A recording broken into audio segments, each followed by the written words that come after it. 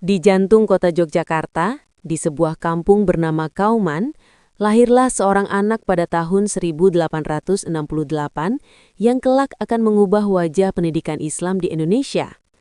Namanya kecilnya adalah Muhammad Darwis. Kelak, dunia mengenalnya sebagai K.H. Ahmad Dahlan.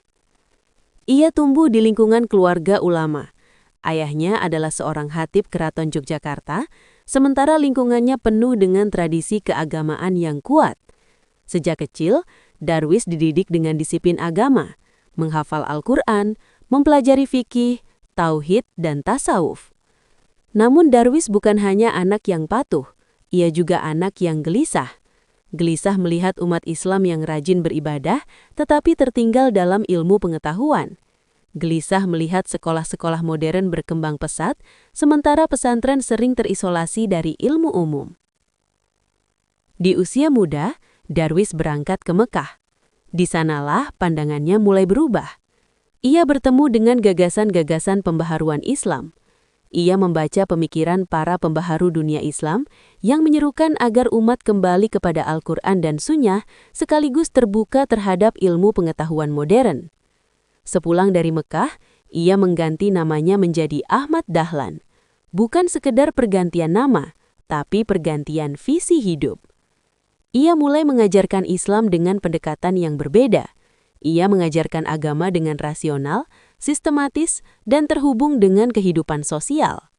Beliau mengajarkan bahwa beragama bukan hanya soal ritual, tapi juga soal keadilan, kepedulian sosial, dan kemajuan umat. Pada tahun 1912, beliau mendirikan Muhammadiyah, sebuah organisasi yang tujuannya bukan hanya dakwah, tapi juga pendidikan dan pelayanan sosial.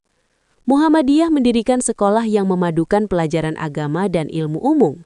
Matematika, sains, bahasa, dan agama diajarkan bersama.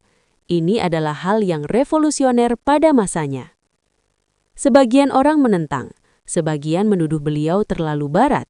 Sebagian bahkan menganggapnya menyimpang. Namun beliau tetap berjalan. Beliau percaya bahwa Islam tidak takut pada ilmu, bahwa iman dan akal tidak saling bertentangan. Beliau juga aktif dalam kegiatan sosial. Muhammadiyah mendirikan rumah yatim, klinik kesehatan, dan lembaga sosial untuk membantu masyarakat miskin. Bagi Ahmad Dahlan, agama harus hadir di tengah penderitaan manusia. Beliau juga sangat menekankan pendidikan perempuan.